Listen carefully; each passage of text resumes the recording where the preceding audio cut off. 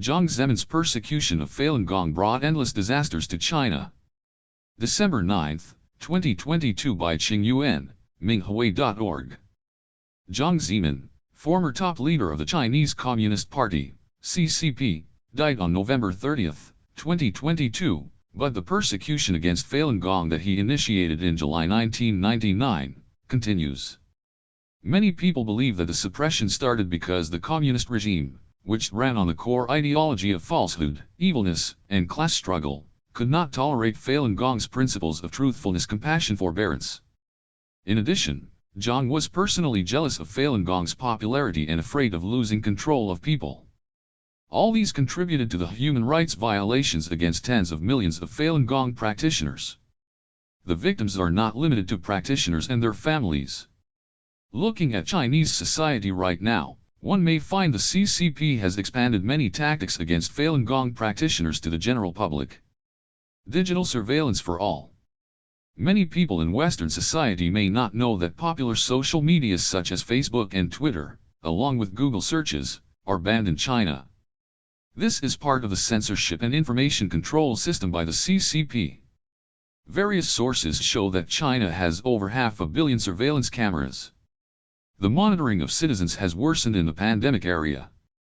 In the name of combating the pandemic, the authorities mandated the installation of health code, green, yellow, and red, apps on all mobile phones.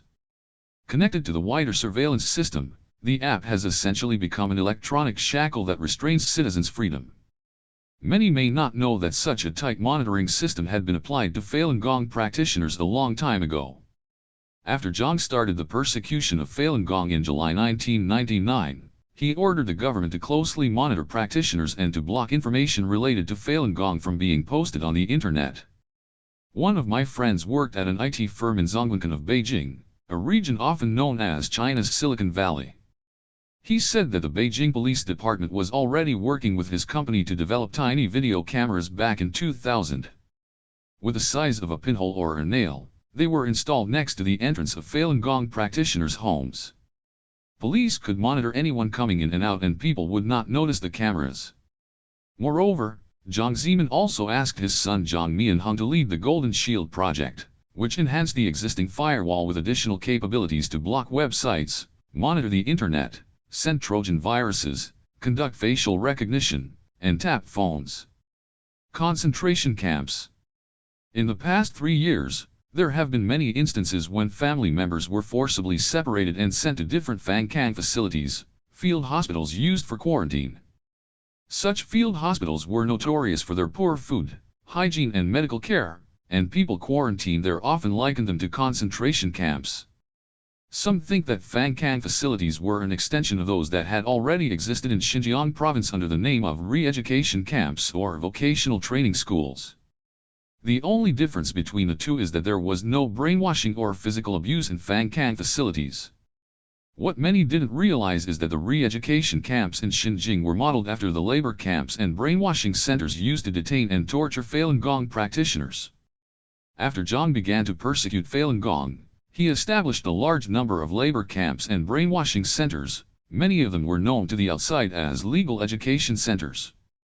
Information collected by Minghui indicates that these labor camps and brainwashing centers were essentially black jails, where practitioners were brutally tortured and inmates were rewarded for torturing Falun Gong practitioners. Sexual abuse. Some women who escaped from the concentration camps in Xinjiang revealed that they were raped there. They were not the only rape victims in China's detention facilities. Female Falun Gong practitioners have long been subjected to rape and other forms of sexual abuse. Journalist Du Bin published Vaginal Coma in 2014 revealing the atrocities that occurred in Masanjia labor camp.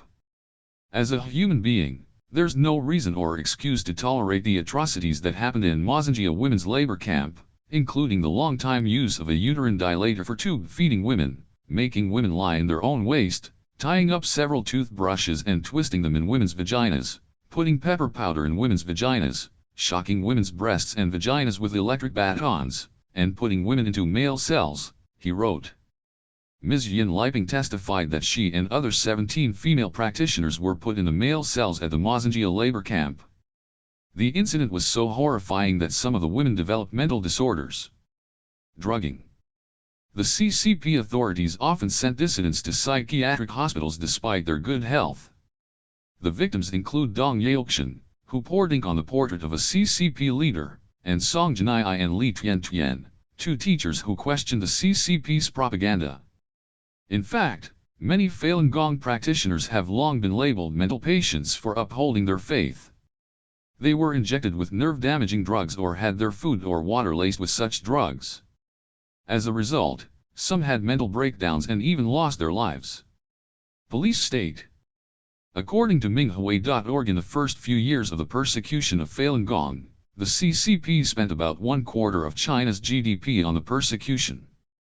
By 2012, the earmarked budget given to the Political and Legal Affairs Committee, PLAC, System for Stability Control had exceeded that of the National Defense. The PLAC is an extrajudicial agency tasked with carrying out the persecution. Its stability control budget was often used to persecute Falun Gong practitioners. Cracking down on peaceful protesters with armed police forces also started from the persecution of Falun Gong. On July 20, 1999, the day when the persecution started, many practitioners were arrested in Beijing and held at the Shijiangshan Stadium. Armed police officers were dispatched to watch and torture them. Beijing Legal Training Center, also known as Tintanghe Labor Camp, was also guarded by armed police 24 hours a day, with practitioners physically tortured and mentally abused.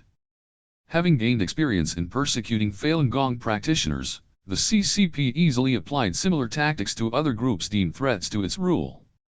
It's no wonder Lhasa, capital of Tibet, and Urumqi, capital of Xinjiang province, have essentially been turned into police cities. Nowhere to seek justice without law and order. Because of the CCP's defamatory propaganda, many people chose to ignore the harsh persecution against Falun Gong and even joined the regime to do evil. But as the CCP turned the law enforcement, procuratorates, and courts into rubber stamps to carry out its persecution of Falun Gong, there is no longer law and order to maintain justice for the general public. Numerous petitioners, be they forcibly relocated households, unpaid migrant workers, or financial scandal victims, found that there was no place to appeal for their injustice because they were often intercepted and arrested on their way to provincial or central appeal offices. This is not totally unexpected because police have become very experienced in intercepting Falun Gong practitioners en route to Beijing to appeal. Today, human rights lawyers and dissidents are often imprisoned for inciting subversion or picking quarrels and provoking troubles. Long before that, China's courts have sentenced hundreds of thousands of innocent Falun Gong practitioners with no legal basis. Today, police officers often stop pedestrians or drivers at will to search their bags and check their phones or casually break into private homes to beat and arrest people. The same has been happening to Falun Gong practitioners for the past 23 years. There are also other examples. The CCP authorities are now forcibly destroying Buddha statues and Christian crosses. This is an extension of its persecution of Falun Gong, in which Falun Gong books were destroyed. Furthermore, the CCP's zero-COVID policy was preceded by Jiang's vow to eradicate Falun Gong in 3 months when he launched the persecution in 1999. Forced organ harvesting. In recent years, there have been many cases in which college students and even teenagers suddenly went missing. Some suspect that these have become victims of the CCP's forced organ harvesting. When the crime of organ harvesting from living Falun Gong practitioners was first exposed in 2006, many people didn't believe it. It was confirmed later that Bo Zilla, former Minister of Commerce, and Bai Shuzhong, former Minister of Health for the Chinese People's Liberation Armies, PLA, General Logistics Department, admitted that forced organ harvesting was an order from Jiang. When Jiang launched the persecution in July 1999, he also gave the order to defame their practitioners' reputation, bankrupt them financially, and destroy them physically. Additionally, he said beating practitioners to death is counted as suicide. Send the body for cremation directly without verifying identity. As a result, the CCP's military, armed police, and hospitals have formed a hideous organ harvesting supply chain to kill on demand. And now, the supply chain has expanded to young students. Moral decay. Taken together, Jiang and the CCP have destroyed China socially and morally because of the persecution against Falun Gong. In order to encourage participation in the persecution, the CCP authorities offered cash rewards to police officers who arrested practitioners and informers who provided information of the practitioners. Jiang also linked officials' performance and bonuses to their commitment to the suppression. Whoever followed the persecution policy closely would be rewarded or promoted. In detention centers, labor camps, and prisons, practitioners were tortured for upholding the principles of truthfulness, compassion, forbearance, while their perpetrators were often praised and rewarded. When all this chaos remains unchecked, the moral foundation of society will collapse sooner or later. That is, when we fail to protect Falun Gong practitioners for their upright faith, we are leading society into uncertainties, where no one is safe. The persecution of Falun Gong by Jiang and the CCP is a dark chapter in the history of China and the world. We need to correct it before it is too late. The recent white paper revolution in China may be considered one initiative to oppose the totalitarian CCP regime.